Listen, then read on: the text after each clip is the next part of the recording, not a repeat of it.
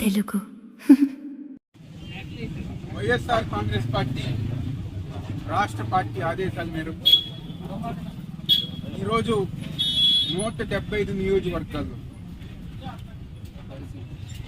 ABN channel అదేవిధంగా chairman అయిన రాధాకృష్ణ గారు ఆ ఒక యాజమాన్యం పైన కఠిన చర్యలు తీసుకోవాలని చెప్పని ఈరోజు ప్రతి నియోజకవర్గంలో పోలీస్ స్టేషన్లో కంప్లైంట్ ఇవ్వడం జరిగింది. ఏదైతే వైఎస్ఆర్ కాంగ్రెస్ పార్టీ నాయకులు కార్యకర్తలు వాళ్ళ ఇంట్లో మహిళల్ని కించపరిచే విధంగా జగన్మోహన్ రెడ్డి గారు చెప్తే వైఎస్ఆర్ కాంగ్రెస్ పార్టీ నాయకులు కార్యకర్తలు వాళ్ళ ఇంట్లో ఉన్న భార్యల్ని వాళ్ళ భార్యలుగా కాదు పెళ్లిళ్ళుగా చేసుకుని మళ్ళీ వాళ్ళు పెళ్లిళ్ళు చేస్తారని చెప్పని మాట్లాడిన నీచమైన భాష ఈరోజు ప్రపంచ వ్యాప్తంగా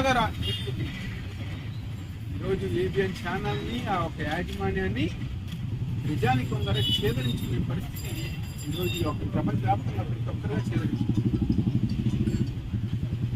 ఎందుకంత ద్వేషం, ఎందుకంత కోపం?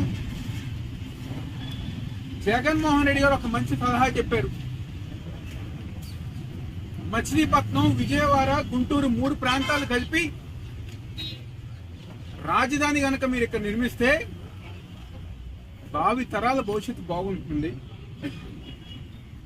రాబోయే రోజుల్లో ఈ ప్రాంతంలో నివసిస్తున్న దాదాపుగా 60 లక్షల మంది జనాభా వాళ్ళ భవిష్యత్తు బాగుంటుంది.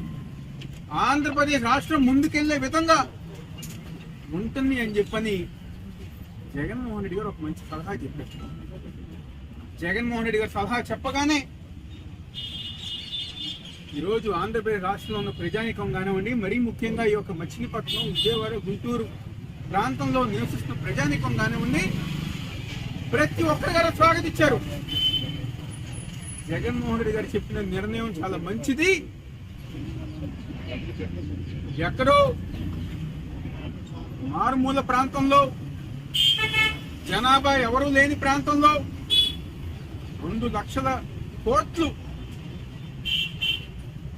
నిర్మించే అమరావతి బదులు ఈ ప్రాంతంలో 20,000 కోట్లు, 30,000 కోట్లతో ఒక మంచి రాజధాని నిర్మించవచ్చు అని చెప్పి ఏదైతే జగన్మోహన్ రెడ్డి గారు చెప్పారో దాన్ని ఈరోజు ప్రజానికి అందరూ గారు స్వాగతించగానే ఈరోజు చంద్రబాబు నాయుడు, లోకేష్, పవన్ కళ్యాణ్ వాళ్ళకు సంబంధించిన మీడియాలో వాళ్ళకు సంబంధించిన లేకపోతే మా పైన విషం కక్కే ప్రయత్నాలు గత వారం 10 రోజులుగా చూస్తున్నారు. ఇలా కొంచెం మీకన్నా సిగ్గుండాలి ఎవరికి? ఈ ప్రాంతంలో మచిలీపట్నం, విజయవాడ, గుంటూరు ప్రాంతంలో ఉన్న ఎమ్మెల్యేల కన్నా ఎమ్మెల్యేలకి, ఎంపీలకి సిగ్గుండాలి. మీ స్టాండ్ ఏంటి? ఒక మంచి సలహా చెప్పావు,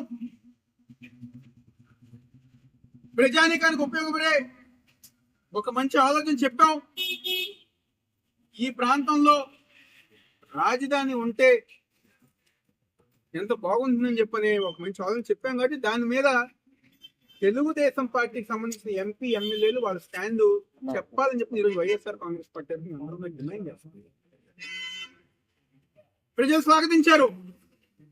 సామాన్య కుటుంబంలో ఉన్న ప్రతి ఒక్కరు గారా ఈ నిర్ణయాన్ని స్వాగతిస్తున్నారు. మా అందరి గారు మద్దతు ఇస్తున్నారు. ఆ మద్దతు రాగానే విషం జిమ్ముతున్నారు. పేరు మీద కొంతసేపు, జగన్మోహన్ రెడ్డి గారి మీద కొంతసేపు, మా మీద లేకపోతే మా ఇళ్లలో మహిళల మీద మీ ప్రతాపాలు, లేకపోతే మీ నీచమైన భాష, నీచమైన రాతలు ఈరోజు మా మీద మీరు ప్రయోగిస్తుంటారు. ఇంతకన్నా మీరు ఇంకా ఏమీ చేయలేరని చెప్పని ఈరోజు ఆ కూటమిలో ఉన్న సోషల్ మీడియా కార్యకర్తలకు కానివ్వండి, లేకపోతే ఆ తెలుగుదేశం పార్టీ నీచమైన వ్యాఖ్యలు చేసే కార్యకర్తలకి, లేకపోతే ఇలాంటి రోత మీడియా వాళ్ళకి ఒక మాట చెప్పుకుంటున్నాను. ఇప్పటికైనా రాధాకృష్ణ గారితో పాటు మీరు కూడా క్షమాపణ చెప్పాలని చెప్పి అందరంగా డిమాండ్ చేస్తున్నాం. ప్రతి నియోజకవర్గంలో కంప్లైంట్ ఇష్టం జరిగింది. తప్పకుండా రేపనే రోజు 2029లో మళ్ళీ వైఎస్ఆర్ కాంగ్రెస్ పార్టీ జగన్మోహన్ రెడ్డి గారి నాయకత్వంలో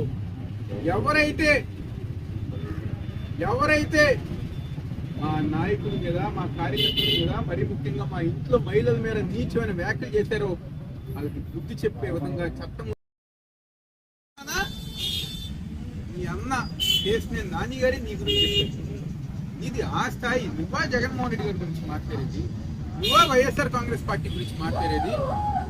ఇంకా మహా అయితే నువ్వు ఉండేది 3 సంవత్సరాలు ఎంపీగా. నీకు టికెట్ ఇస్తారో లేదో తెలీదు. వచ్చినా ఓడిపోయే పరిస్థితి, ఓడిపోతే మళ్ళీ హైదరాబాద్, అమెరికాకి వెళ్ళిపోయే పరిస్థితి నీది. నువ్వే విజయవాడ నగరంలో, లేకపోతే వైఎస్ఆర్ కాంగ్రెస్ పార్టీ జగన్మోహన్ రెడ్డి గారి గురించి మాట్లాడతావు. ఇలాంటి బుద్ధి లేని కూటమిలో ఉన్న ఎంపీలు, ఎమ్మెల్యేలు మీ నిర్ణయం చెప్పండి. ప్రజానికా మీ మద్దతు ఇస్తారో లేదో చెప్పండి. అదే విధంగా వైఎస్ఆర్ కాంగ్రెస్ పార్టీ నాయకులు, కార్యకర్తల మీద ఇలాంటి నీచమైన భాష మాట్లాడిన ఏబిఎన్ రాధాకృష్ణ గారు వెంటనే క్షమాపణ చెప్పాలని చెప్పి మేము అందంగా డిమాండ్ చేస్తాం. నిజంగా చాలా ఆశ్చర్యకరం. మహిళల్ని ఏమన్నా నా ఉగ్ర రూపం చూస్తారు, నెక్స్ట్ మినిటే నేను వచ్చేస్తాను అని చెప్పిన చంద్రబాబు నాయుడు గారు, పవన్ కళ్యాణ్ గారు, లోకేష్ అందరూ ఏమయ్యారు? ఇంత నీచమైన భాష మాట్లాడితే 5 సంవత్సరాలు లేకపోతే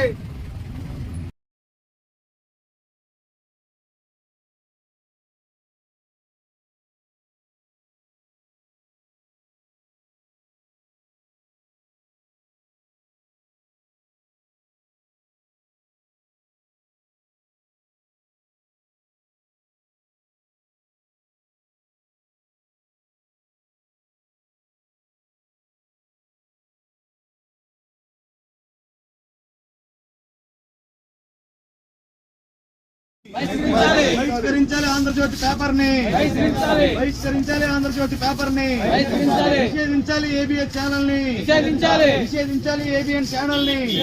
down down Radhakrishna, down down Radhakrishna, down down చెత్త.